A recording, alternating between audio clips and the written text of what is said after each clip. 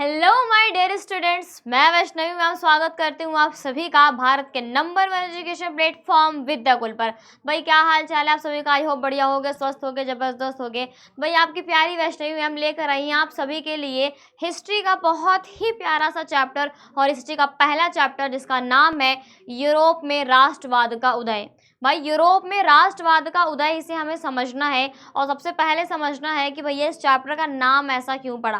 भाई इस चैप्टर में हमें यूरोप के बारे में समझना है, और दूसरा राष्ट्रवाद की अवधारणा कहाँ से देखने को मिली, कैसे ये पूरे यूरोप में फैली है, और उसके बाद क्या क्या इवेंट हमें यहाँ पर देखने को मिले हैं। इन सब को मिला जुला कर इसी चैप्टर में हम पढ़ने वाले हैं। दैट्स वाई इसका नाम ही रखा गया है यूरोप में राष्ट्रवाद का उदय। तो भाई सबसे पहले ये हमारे लिए जानना ज़रूरी है कि यूरोप क्या है। एक हमारा महाद्वीप है, ये हमें पता है, ठीक है। अगर हम बात करें राष्ट्रवाद की, तो ये राष्ट्रवाद हमें कहाँ से देखने को मिल रहा है? तो ये राष्ट्रवाद एक वर्ड से बनता है, और उस वर्ड को हम क्या बोलते हैं? राष्ट्र, ठीक है। राष्ट्र से ही निकल कर आता है राष्ट्रवाद। तो बेटा राष्ट्र क्या होता है? राष्ट्र ये होता है कि एक ऐसा क्षेत्र जहाँ पर रहने वाले लोग और उनके बीच एकजुटता की भावना हो, जिन लोगों के बीच क्या है, उनका रहन सहन, उनका खान पान, एक कलेक्टिव कॉमन आइडेंटिटी जिनके बीच देखने को मिले, तो उस पूरे क्षेत्र को हम राष्ट्र बोलते हैं।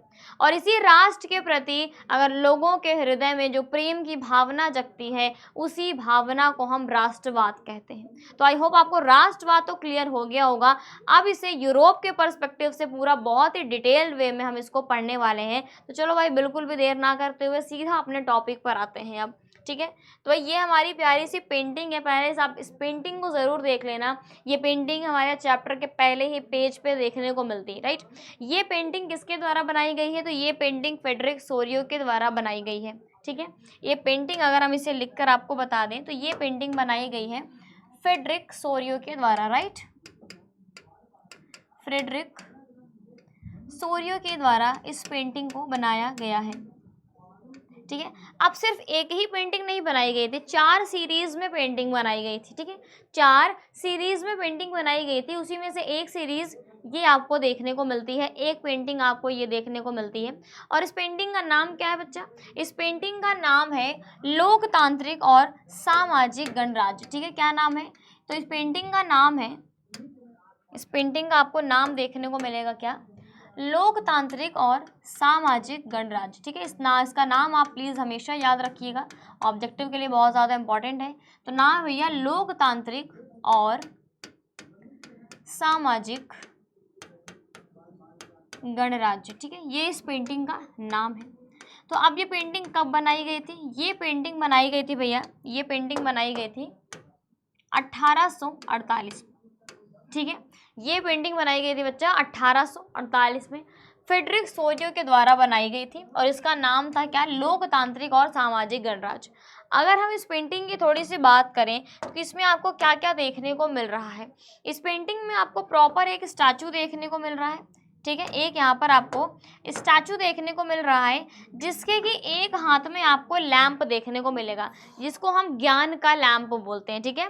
क्या बोलते हैं? लैंप ऑफ इनलाइटमेंट हम इसको बोलते हैं। वहीं इसके दूसरे हाथ में आपको एक चार्टर देखने को मिलेगा, जो कि अधिकारों का चार्टर है, ठीक है। ये अधिकारों का चार्टर है, क्लियर। अब देखो ये इतने सारे जो लोग यहाँ पर दिखाई दे रहे हैं, जो स्टैचू के आगे मार्च करके जा रहे हैं, तो ये जो लोग हैं और इन्होंने जो झंडा लिया हुआ है, ये राष्ट्र अभी तक क्या है? एग्जिस्टेंस में नहीं आए हैं।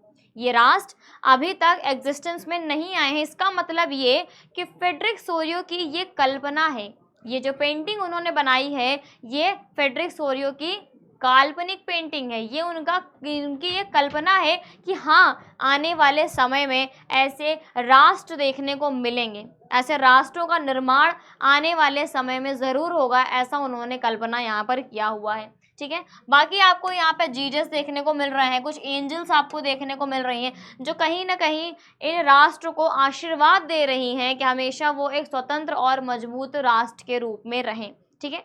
अब नीचे अगर हम बात करें इस पेंटिंग की, तो यहाँ पर आपको बहुत सारे क्या है, निरंकुश शक्तियों के सिंबल्स दिखाई दे रहे हैं, ठीक है, जिनको रौंदते हुए, जिनके ऊपर पैर रखते हुए जो ये राष्ट्र हैं, इनका जो निर्माण हुआ है, तो ये अपने झंडे के साथ स्टैचू की ओर आगे बढ़ रहे हैं।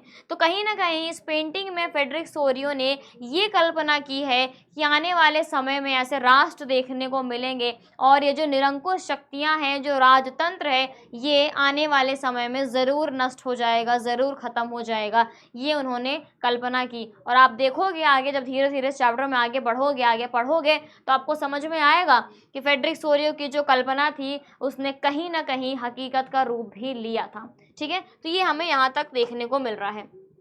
अगर हम इस अध्याय की बात करें, तो इस अध्याय में आपको क्या क्या देखने को मिलेगा, एक प्रॉपर हम सीरीज में समझते चलेंगे कि क्या क्या हमें पढ़ने को मिलेगा। तो भैया राष्ट्रवाद क्या होता है, मैंने अभी तुरंत आपको स्टार्टिंग में ही बता दिया है कि राष्ट्रवाद क्या होता है, ठीक है। अपने राष्ट्र के प्रति प्रेम की भावना को हम राष्ट्रवाद कहते हैं, ठीक है। उसके बाद हम फ्रांसीसी क्रांति के बारे में भी पढ़ेंगे, नेपोलियन का दौर भी ज़रूर देखेंगे, इसके साथ हम रूढ़िवादी पुनर्स्थापना की जब बात करेंगे और एकीकरण का दौर हम ये भी यहाँ पर देखेंगे, और सबसे लास्ट हमारा टॉपिक रहेगा वो बाल्कन समस्या वाला, ठीक है। तो इतने सारे टॉपिक्स को हमें यहाँ पर कवर करना है, इनके बीच में भी बहुत सारे छोटे छोटे टॉपिक्स आते रहेंगे।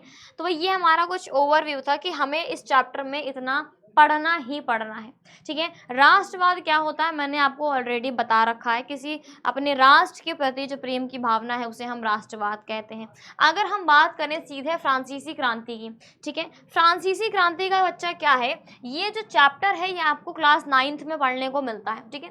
फ्रांसीसी क्रांति नाम का पूरा एक चैप्टर है जो कि आप क्लास 9th में आपने पढ़ा होगा बहुत बेहतरीन तरीके से, ये हिस्ट्री का पहला ही चैप्टर है, ठीक है।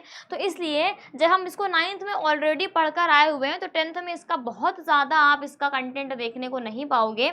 हाँ, थोड़ा बहुत जो यहाँ के लिए बहुत ज़्यादा इंपॉर्टेंट है वो आपको ज़रूर पता होना चाहिए, ठीक है। अगर हम इसकी स्टार्टिंग की बात करें कि वो तारीख जिस वक्त फ्रांसीसी क्रांति आपको देखने को मिली थी, वो तारीख कौन सी है, वो समय कौन सा है, ये सबसे ज़्यादा इम्पॉर्टेंट है, ठीक है। तो अगर हम उस तारीख की बात करें, तो क्या आप लोग बता सकते हो कि वो तारीख कब की है। तो भैया वो तारीख है 14 जुलाई, ठीक है, 14 जुलाई 1789, ठीक है।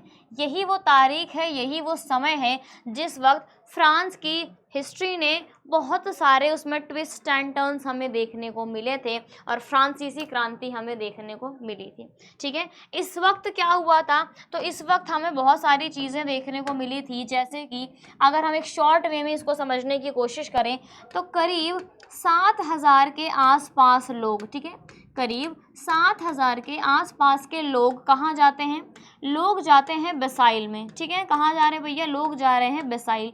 बेसाइल क्या था, उस वक्त का जेल था, ठीक है। बेसाइल क्या था बच्चा, बेसाइल था उस वक्त का जेल। अब यहाँ पर जब लोग पहुँचते हैं तो यहाँ पर वो कर देते हैं आक्रमण, ठीक है। इस जेल पर लोगों ने आक्रमण कर दिया और यहाँ के जेल के कमांडर को वो मार देते हैं, ठीक है। अच्छा, मन में सवाल ये आ रहा होगा कि ठीक है, जाहिर सी बात है, लोगों के मन में आक्रोश पैदा हुआ होगा तो वो गए, ठीक है, वो गए, उन्होंने अटैक किया, लेकिन उन्होंने बेसाइल को ही क्यों चुना अपने आक्रमण के लिए, तो इसलिए उन्होंने सिर्फ बेसाइल को चुना क्योंकि कहीं ना कहीं ये जो बेसाइल है ये निरंकुश शक्तियों का प्रतीक माना जाता था, ठीक है। ये जो बेसाइल है ये निरंकुश शक्तियों का प्रतीक माना जाता था, इसीलिए लोगों के दिमाग में ये बैठा हुआ था कि भाई अटैक करना है, आक्रमण करना है, ध्वस्त करना है, तो पहले बेसाइल को ही ध्वस्त करना है। इसी वजह से आपको यहाँ पर आक्रमण देखने को मिलता है 14 जुलाई 1789। अच्छा, सीधी सी बात है, अगर हम थोड़ा सा 9th के क्लास के कंटेंट में जाएं तो ये हमें पता होना चाहिए कि ये जो अटैक हुआ है, ये जो आक्रमण हुआ है, ये क्यों हुआ है। ऐसा इसलिए हुआ है, हम हमेशा से देखते हैं कि कोई भी अगर एक चीज़ या कोई भी क्रांति हो रही है तो एक ही दिन में नहीं हो जाती है, बहुत सारा उसमें इवेंट बाय इवेंट वहाँ पे जो है सीरियल वाइज चीज़ें चलती रहती हैं, तब जाकर लोगों के मन में इतना आक्रोश पैदा हो जाता है, इतना वो परेशान हो जाते हैं कि कहीं ना कहीं वो जो छोटी छोटी चिंगारी लगती है वो अंत में जाकर एक क्रांति का रूप ले लेती है।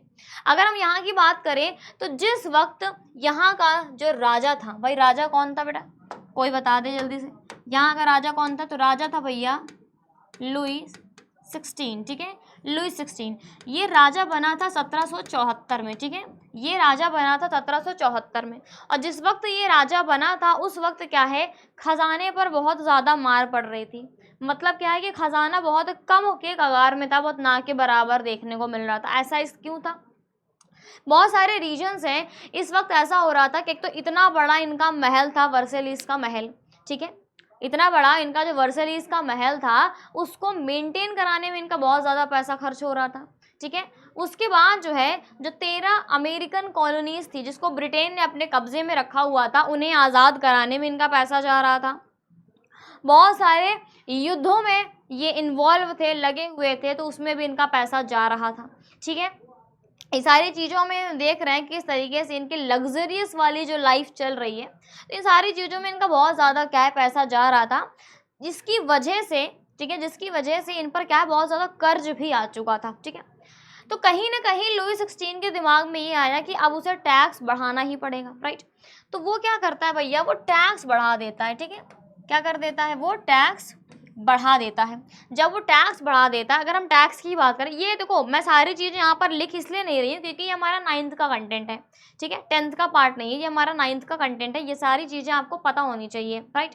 हम दो मेन टैक्सेस की बात करते हैं, एक टिथेस रहता है और एक दूसरा टैली, ठीक है, यही दो टैक्सेस की हम मेन बात करते हैं। तो टैक्सेस यहाँ पर बहुत ज़्यादा इंक्रीज़ कर दिए जाते हैं, फूड प्राइसेस बहुत ज़्यादा इंक्रीज़ कर दिए जाते, बहुत बढ़ा दिए जाते हैं, ठीक है। तो ये सारी चीज़ें होते होते ना एक ऐसा टाइम पीरियड आ जाता है कि लोगों में आक्रोश बहुत ज़्यादा देखने को मिलता है, ठीक है, लोगों में आक्रोश क्या है, बहुत ज़्यादा देखने को मिलता है। दैट्स वाई हमें यहाँ पर फ्रांसीसी क्रांति देखने को मिलती है, राइट, फ्रांसीसी क्रांति देखने को मिलती है। हाँ, एक चीज़ और नोट कर लेना है कि इनकी धर्म पत्नी का नाम क्या था भैया, लुई 16 की धर्म पत्नी का नाम था मैरी एंटोइनेट, ठीक है, एंटोइनेट, ठीक है, लुई 16 की पत्नी का नाम था मैरी एंटोनेट, जो कि ऑस्ट्रिया की राजकुमारी थी, ठीक है।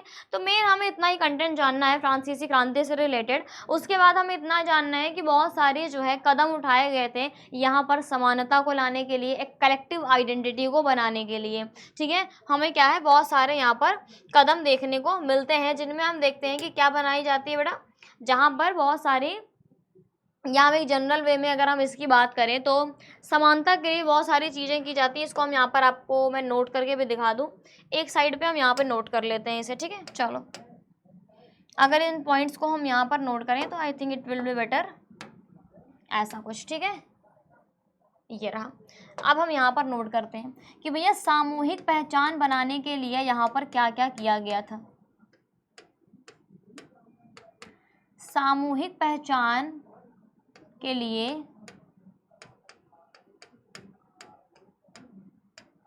उठाए गए कदम, ठीक है, ये आपको फ्रांसीसी क्रांति के बाद देखने को मिलता है, ठीक है, ये आपको फ्रांसीसी क्रांति के बाद देखने को मिलता है। तो कुल आप 5 पॉइंट आप इसे याद रखिएगा, बहुत है, ठीक है, मेन 5 पॉइंट आप इसके याद रखिएगा। कौन कौन से भैया, तो पहले पॉइंट की अगर हम बात करें तो यहाँ पर क्या है, ला पैट्री, राइट, ला पैट्री जिसका मतलब होता है पितृभूमि, ठीक है, पितृभूमि, ठीक है, ला पैट्री बोलो तो पितृभूमि। और दूसरा था ली सिटोयन, ठीक है, ली सिटोयन बोले तो नागरिक। ये कॉन्सेप्ट यहाँ पर लाया गया था कि भैया हम इस देश के नागरिक हैं और ये देश हमारी पितृभूमि है, ये कॉन्सेप्ट यहाँ पर लाया गया था। दूसरा हमारा कॉन्सेप्ट क्या था भैया, केंद्रीय, ठीक है, केंद्रीय प्रशासन प्रणाली, ठीक है, केंद्रीय प्रशासन की यहाँ पर बात कराई गई थी। तीसरा भाई क्या था, जो यहाँ पर स्टेट असेंबली थी, यहाँ बोल देखते हैं जो स्टेट जनरल हुआ करता था, ठीक है, जो यहाँ पर स्टेट जनरल हुआ करता था इसका नाम बदलकर नेशनल असेंबली कर दिया गया था, ठीक है, नेशनल असेंबली कर दिया गया था। ये बहुत ज़्यादा इंपॉर्टेंट है, ठीक है। और आपको पता है कि कहीं पर भी जब हम एकता की बात करते हैं, जैसे हमारे भारत देश में कभी भी अगर हम अपना झंडा देखते हैं ना, तुरंत खुश हो जाते हैं, तुरंत वो देशभक्ति वाली भावना हमारे सामने एकदम बहकने लगती, भाई हम तो एकदम इरादे बुलंद हो चुके हैं, ऐसा लगने लगता है। इसी तरीके यहाँ पर भी जो है फ्रांसीसी झंडा आपको देखने को मिलेगा, ठीक है, यहाँ पर क्या है, फ्रांसीसी झंडा भी देखने को मिलेगा। और साथ में फ्रांसीसी भाषा को भी यहाँ पर जो है एक साझा भाषा बना दिया गया था, राइट। और एक पांचवा और लास्ट पॉइंट क्या है बच्चा, यहाँ पर क्या है, हाइम्स कंपोज किए गए थे, राइट। हाइम्स बोले तो शहीदों का गुणगान किया गया था।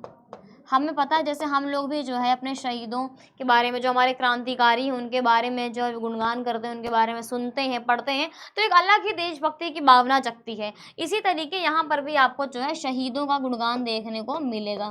तो ऐसे सारे यहाँ पर कदम उठाए गए थे जिन कदमों की वजह से, जिन प्रावधानों की वजह से जो है फ्रांस में क्या है, एक सामूहिक पहचान लोगों के बीच में बनाई जा सके, उसे क्रिएट किया जा सके।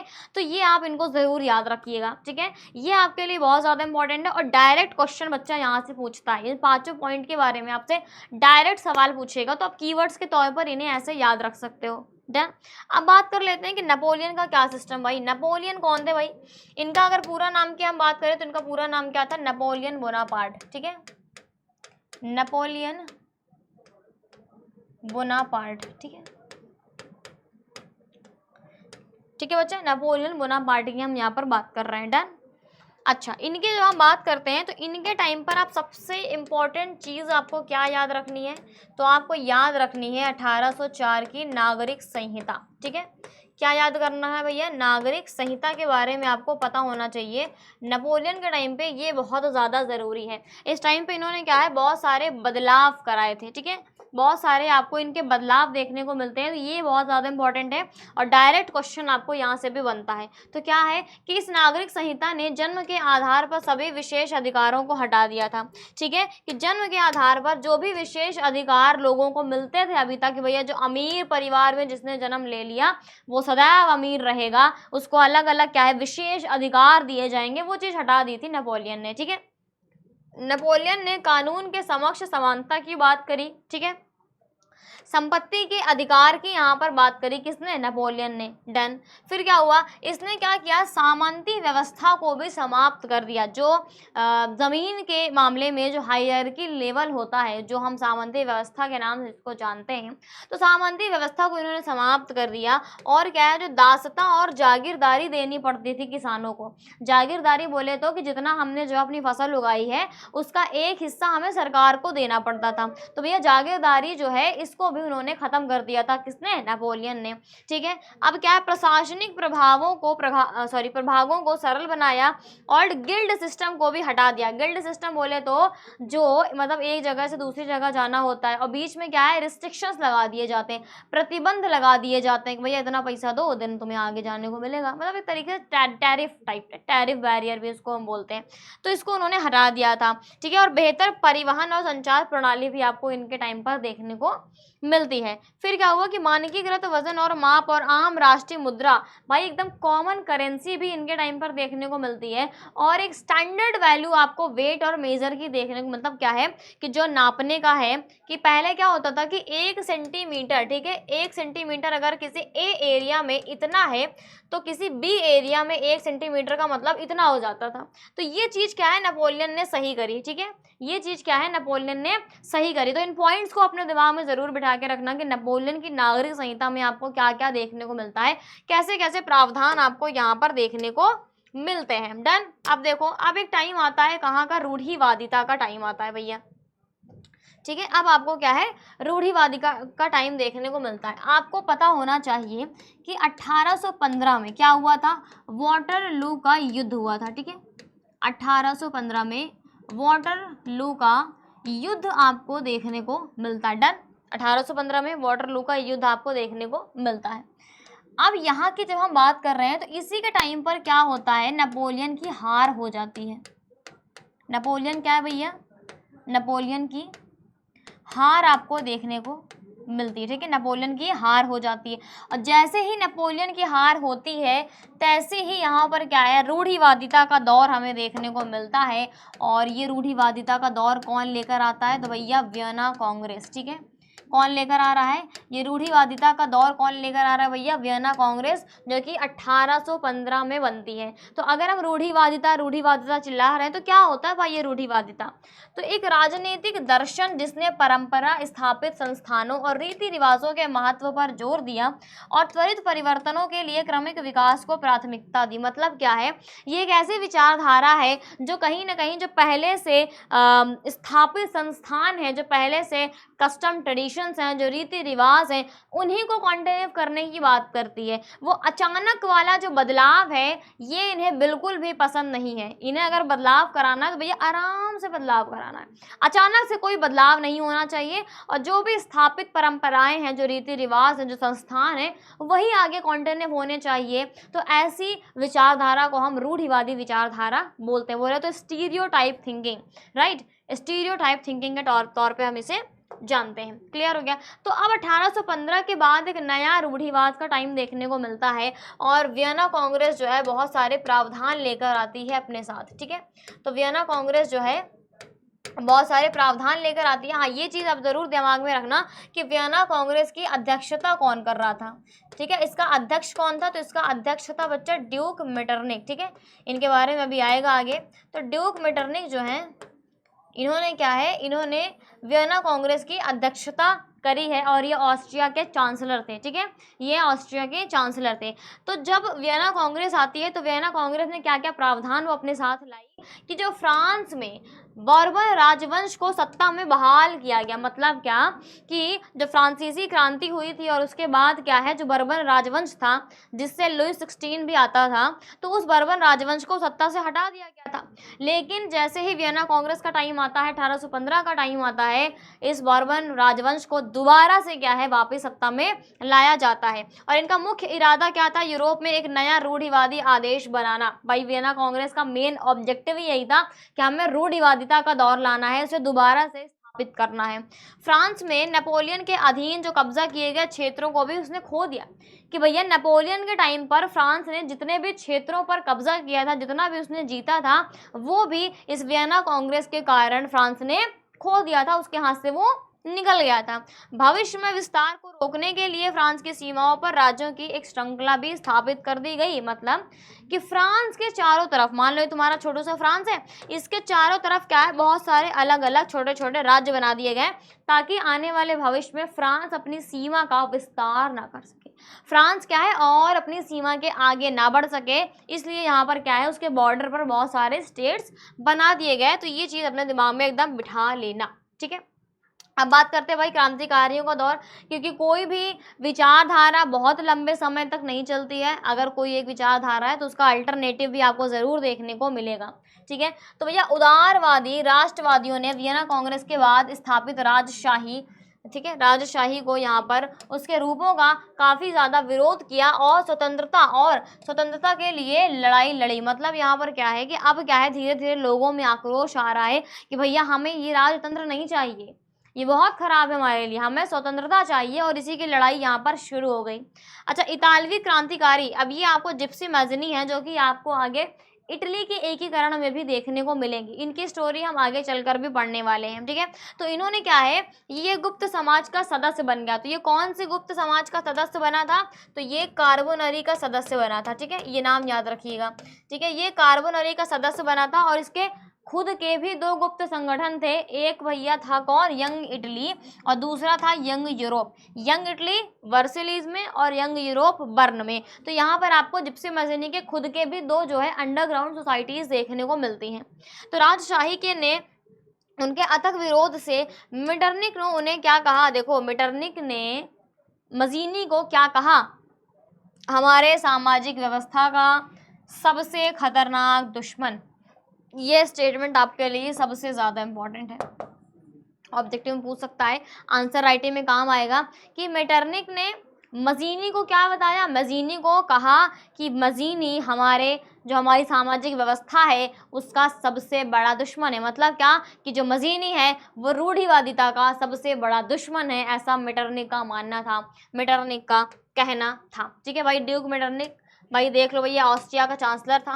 ठीक है, 15 मई 1973 को जो है इसका जन्म हुआ था, थोड़ा सा इनका परिचय है, समझ लीजिए क्या है। इन्होंने एक बार टिप्पणी की थी कि जब फ्रांस छींकता है तो बाकी यूरोप ठंडा हो जाता है, बोले तो उसको जुकाम पकड़ लेता है। ठीक है, ये हम बोल सकते हैं कि पूरे यूरोप को जो है वो जुकाम पकड़ लेता है।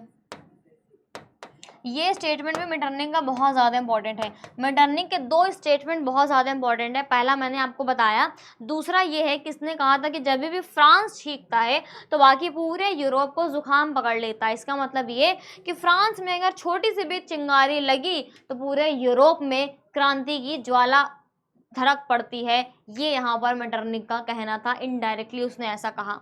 उन्होंने वियना कांग्रेस में एक प्रमुख भाग लिया और 1814 से 1848 तक जो है यूरोपीय राजनीति पर हावी रहे। उन्होंने नेपोलियन युद्धों के बाद क्या है पुराने शासन, बोले तो रूढ़िवादिता और यूरोप के पुनर्निर्माण के पुनर्स्थापक के रूप में इन्होंने काम किया। मतलब अगर आपसे कोई पूछे कि रूढ़िवादिता की पुनर्स्थापना का पुनर्स्थापक कौन है, तो भैया ड्यूक मेटरनिख है। ठीक है, इन्होंने ही उसकी स्थापना करी। जो पुराना ऑर्डर था, जो रूढ़िवादिता का दौर था, उसे दोबारा से स्थापित करने वाला इंसान कौन था? ड्यूक मेटरनिख था। ठीक है बच्चा, कौन था बच्चा? ड्यूक मेटरनिख था। इसी में एक छोटी सी स्टोरी आती है और वो स्टोरी आती है ग्रीक स्वतंत्रता संग्राम की। ठीक है, ये जो है स्टोरी आती है बच्चा ग्रीक स्वतंत्रता संग्राम की। हमें ये पता है कि 15वीं शताब्दी से क्या है तुर्क साम्राज्य का हिस्सा था कौन? ग्रीस। या हम ये बोलें कि तुर्क साम्राज्य से मतलब है क्या कि ओटोमन साम्राज्य का हिस्सा था। ठीक है, ओटोमन साम्राज्य का हिस्सा था 15वीं शताब्दी से। किसके कंट्रोल में था? ओटोमन साम्राज्य के कंट्रोल में था कौन? ग्रीक। ठीक है, तो यूनानियों की स्वतंत्रता के लिए संघर्ष 1821 से ही शुरू हो गया। इनकी जो स्वतंत्रता के लिए जो इनका लड़ाई था, जो संघर्ष था, वो पूरा 1821 से ही हमें देखने को मिलता है। ग्रीस में क्या हुआ, राष्ट्रवादियों को निर्वासन में रहने वाले यूनानियों के साथ साथ पश्चिमी यूरोप के भी कई लोगों से इन्हें समर्थन मिला। मतलब कि जो लोग देश के बाहर चले गए थे, जो यूनानी जो देश के बाहर चले गए थे, वो बाहर से भी यूनान की स्वतंत्रता के लिए लड़ाई लड़ रहे थे और बाकी पश्चिमी यूरोप के लोगों से भी इन्हें बहुत ज़्यादा क्या है मदद देखने को मिली थी। अच्छा, कवियों और कलाकारों की बात माने तो ग्रीस को उन्होंने यूरोपीय सभ्यता का जो है उद्गम स्थल बताया है, या हम इसको बोल सकते हैं कि यूरोपीय सभ्यता का पालना, एक तरीके से हम इसको बोल सकते हैं। ठीक है, यूरोपीय सभ्यता का पालना, बोले तो क्या क्रेडल ऑफ यूरोपियन सिविलाइजेशन। ठीक है, पालना बोला था किसने? कवियों ने। ठीक है, यूरोप के जो है कवियों ने क्या बोला कि अगर हम यूरोपीय सभ्यता का उद्गम स्थल की बात करें या यूरोपीय सभ्यता के पालने की बात करें तो हमेशा नाम किसका आएगा? ग्रीस का नाम आएगा। ठीक है, ग्रीक का नाम आएगा। आप इस तरीके से देख सकते हो। ठीक है, पूरी इमेज प्यारी सी। डन। इसी में जो है एक बहुत इंपॉर्टेंट व्यक्ति का नाम आता है जिनका नाम है लॉर्ड बायरन। ये रहते तो वही कवि हैं, पेशे से तो ये कवि हैं, लेकिन ये खुद जो है पैसे इकट्ठा करते हैं और ग्रीस की स्वतंत्रता की लड़ाई में ये खुद लड़ने भी जाते हैं और वहीं इनकी जो है 1824 में बुखार से मृत्यु हो जाती है। अंततः 1832 में कॉन्स्टेंटिनोपल की संधि होती है जिसमें ग्रीस को एक स्वतंत्र राष्ट्र के रूप में मान्यता मिल जाती है। तो ये ज़रूर याद रखिएगा कि टोटल जो इनका संघर्ष का टाइम पीरियड रहा है वो 1821 से लेकर 1832 तक का रहा है। ठीक है, 1821 से लेकर 1832 तक का रहा है। तो आप इस तरीके से आप देख सकते हैं भैया इटली का ये मैप आपको देखने को मिल रहा है प्यारा सा। ठीक है, ये हमारी इटली है। ये इटली 1858 की बात हो रही है और यहाँ पर इटली जो है आफ्टर द यूनिफिकेशन। ठीक है, मतलब क्या है कि ये बिफोर यूनिफिकेशन है, मतलब इटली जब बिखरा हुआ था, इटली जब बिखरा हुआ था तो कुछ ऐसा लगता था, इटली जब एकीकृत हो गया तो कुछ ऐसा लगता है। ठीक है, ये यहाँ पर आप इटली के मैप से समझ सकते हो। चलो भाई, अब थोड़ा सा हम इटली के एकीकरण की बात कर लें, लेकिन थोड़ा सा बैकग्राउंड समझना बहुत ज़्यादा ज़रूरी है। अच्छा, बैकग्राउंड की अगर हम बात करें तो दो पार्ट में हम इसे डिवाइड करते हैं। ठीक है, दो पार्ट में हम इसे डिवाइड करते हैं और ध्यान से इसको समझते हैं, इसके बैकग्राउंड के बारे में। ठीक है, चलो अब हम शुरुआत करते हैं कि भैया यहाँ पर कौन आ रहा है? नेपोलियन। ठीक है, यहाँ पर आएगा नेपोलियन। नेपोलियन का तुम्हें यूरोप में कहीं ना कहीं डायरेक्ट और इनडायरेक्ट इंटरवेंशन देखने को मिलेगा। नेपोलियन यहाँ आते हैं 1796 में। ठीक है, कब आ रहे हैं भैया? यहाँ पर नेपोलियन आ रहे हैं 1796 में। अब ये क्या करते हैं? ये आक्रमण कर देते हैं। ठीक है, ये क्या करते हैं बच्चे, ये कर देते हैं आक्रमण, किस पर, इटली पर। और ये इटली पर आक्रमण करके ये इटली को 3 गणराज्यों में डिवाइड कर देते हैं। वो 3 गणराज्य कौन कौन से हैं?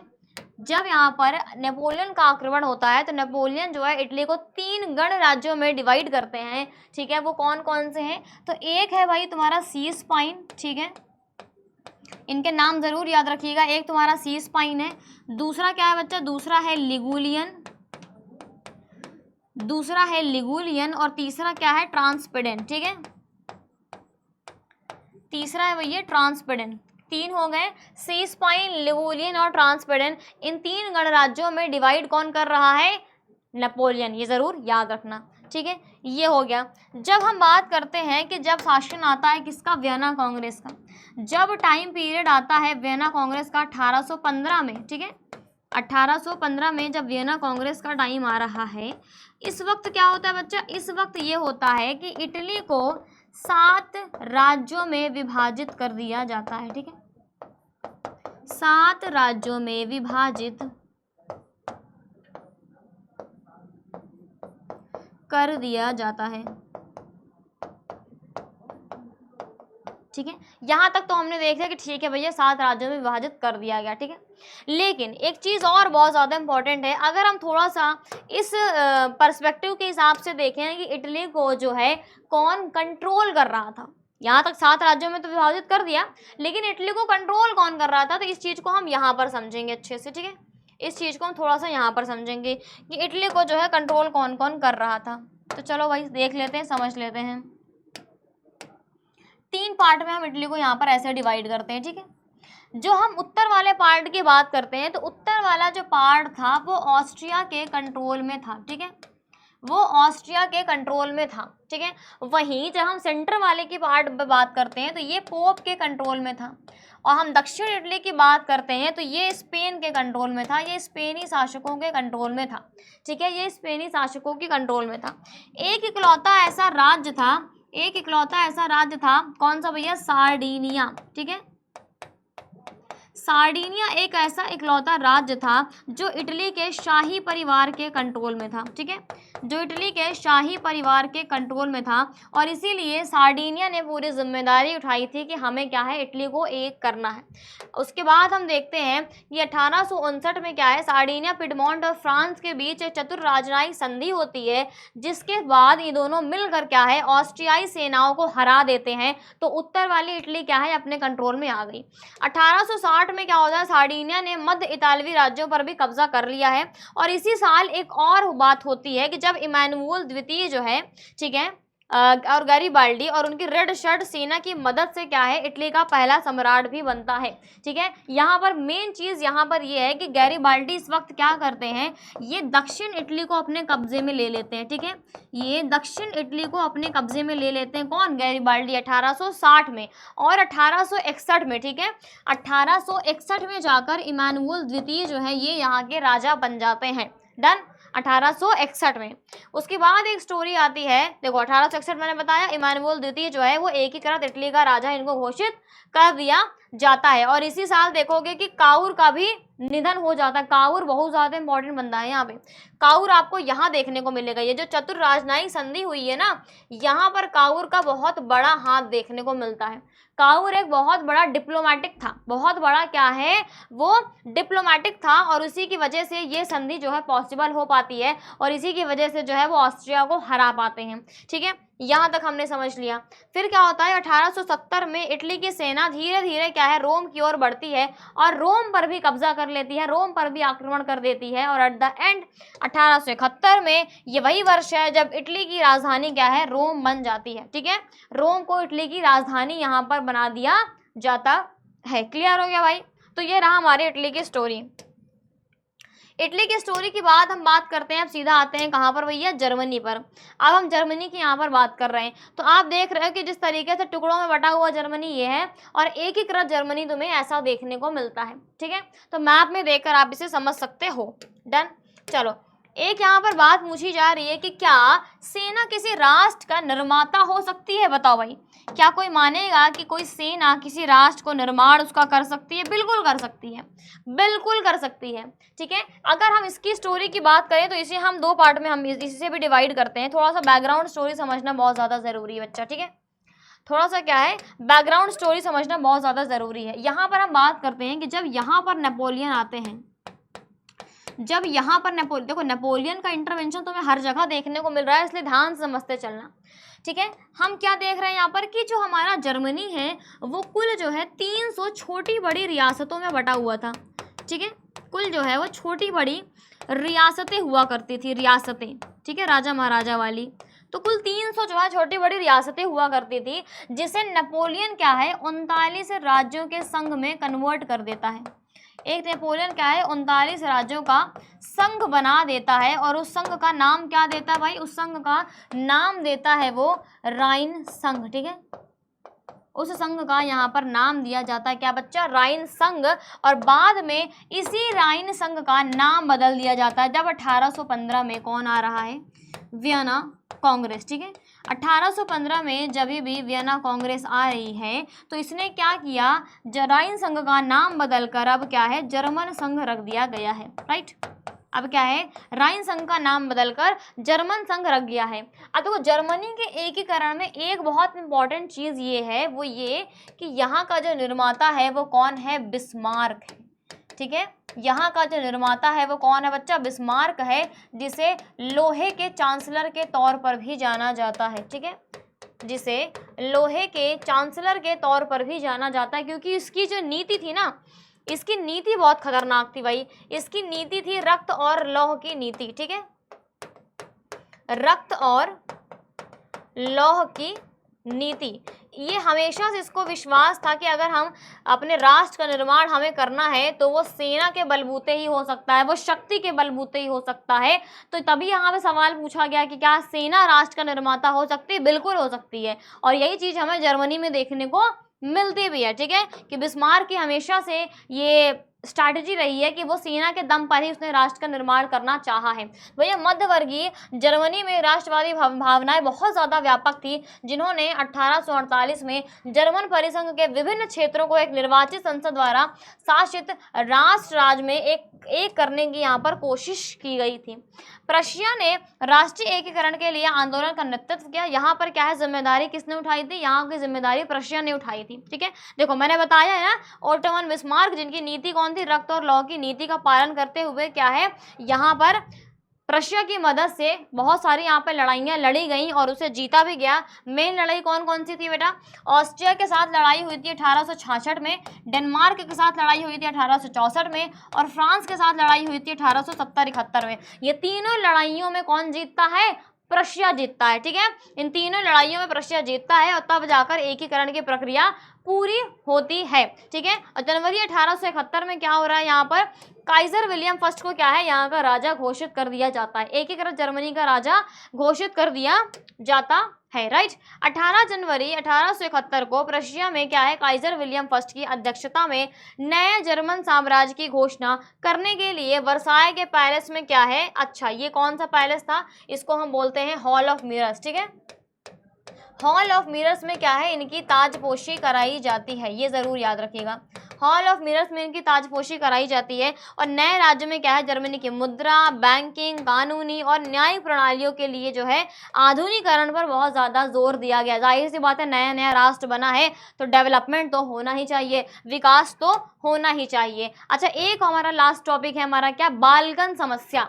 अब देखो बालकन में क्या होता है, ऐसा क्षेत्र है जहाँ बहुत ज़्यादा टकराव, बहुत ज़्यादा लड़ाई झगड़े, बहुत ज़्यादा संघर्ष आपको देखने को मिलेगा। मेन कौन कौन से एरिया पाए जाते हैं? रोमानिया है, बल्गारिया है, अल्बानिया है, ग्रीस है, मैसेडोनिया है, क्रोशिया है, स्लोवेनिया है, ठीक है, सर्बिया है। तो ऐसे बहुत सारे यहाँ पर क्षेत्र, अलग अलग समुदाय के, अलग अलग संस्कृति के लोग यहाँ पर आपको देखने को मिलेंगे, और इनके मूल निवासियों को स्लाव कहा जाता था। ठीक है, जो बाल्कन का मूल निवासी था उसे स्लाव कहा जाता था। ठीक है, बाल्कन क्षेत्र का एक बड़ा हिस्सा जो है वो ओटोमन साम्राज्य के कंट्रोल में था, ये जरूर याद रखना।